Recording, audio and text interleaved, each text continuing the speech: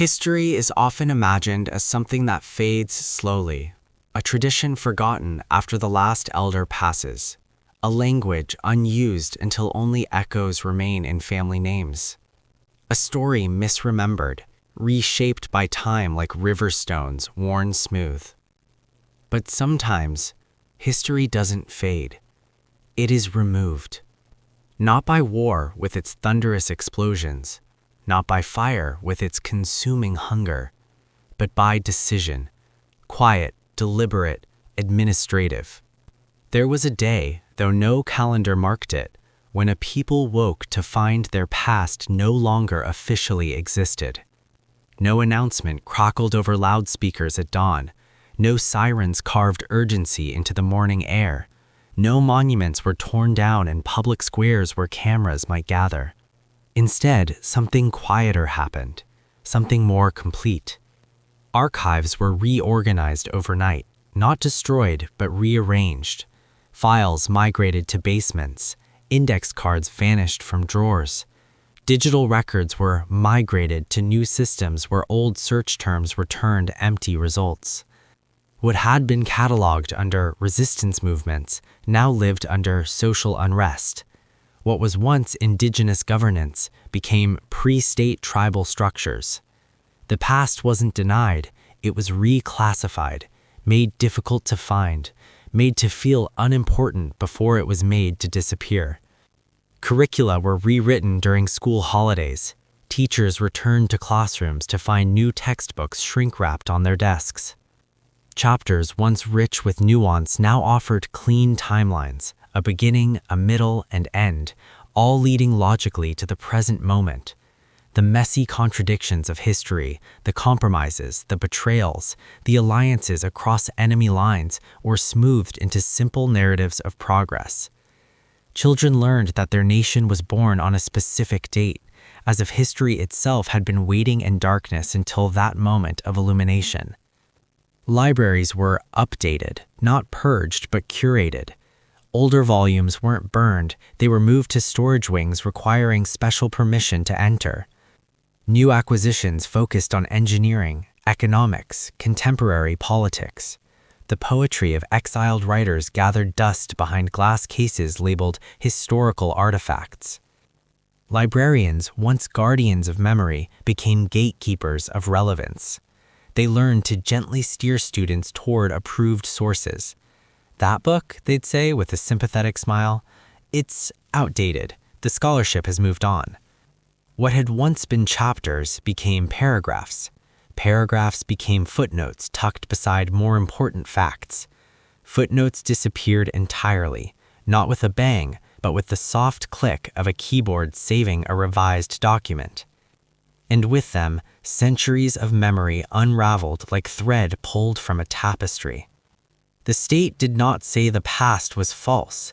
That would have invited argument, debate, evidence. It said the past was irrelevant.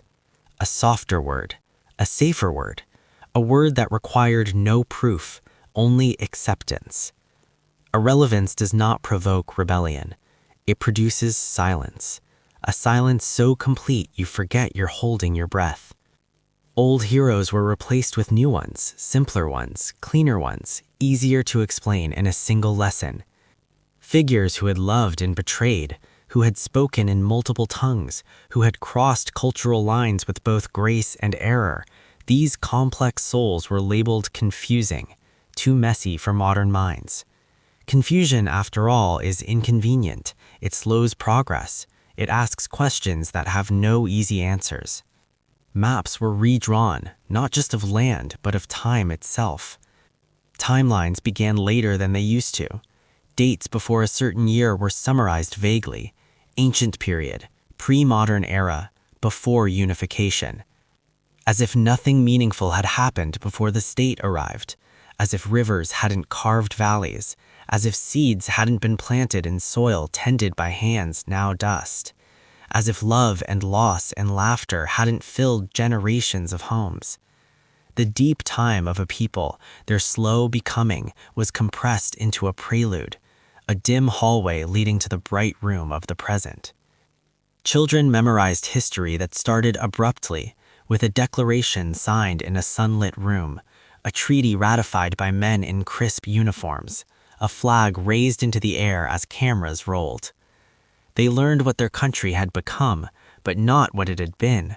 Not the centuries of negotiation between villages, not the songs sung while building irrigation canals by hand, not the quiet revolutions of women who preserved language through lullabies when speaking it publicly meant punishment.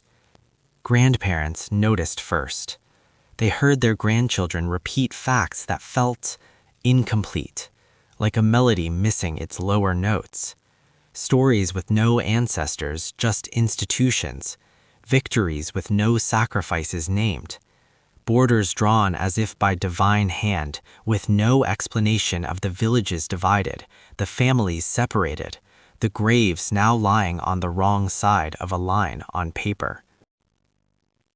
When elders tried to correct them, they were gently dismissed. "That's not in the textbook," the children said. Not with malice, but with the certainty of those who have been taught to trust official sources above lived experience. "My teacher says that's a myth." "We studied this unit last month. It's not complicated." Memory lost its authority, not through force, but through irrelevance. Language followed.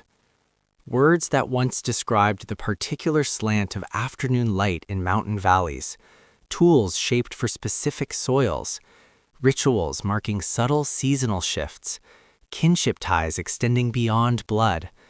These words had no place in modern education.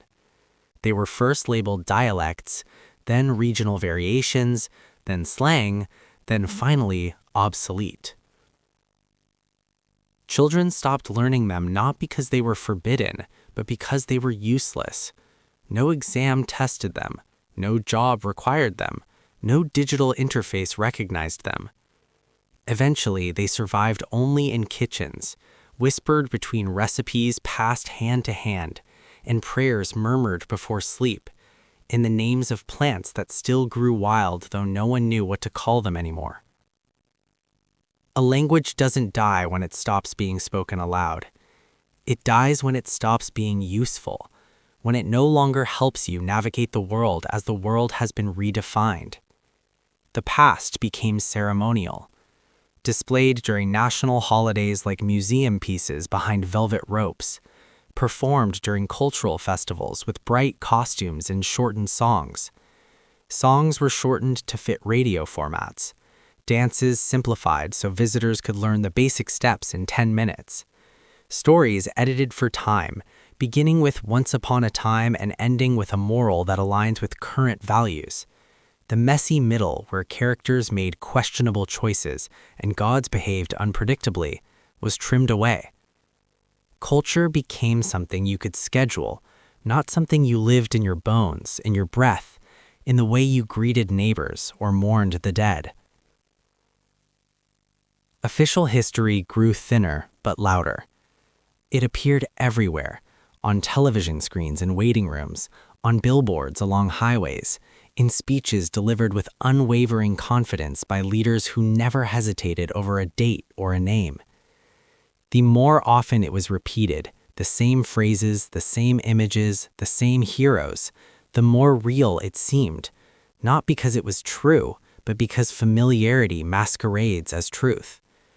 After hearing a story told the same way for years, the mind begins to reject alternatives not as false, but as uncomfortable, disruptive.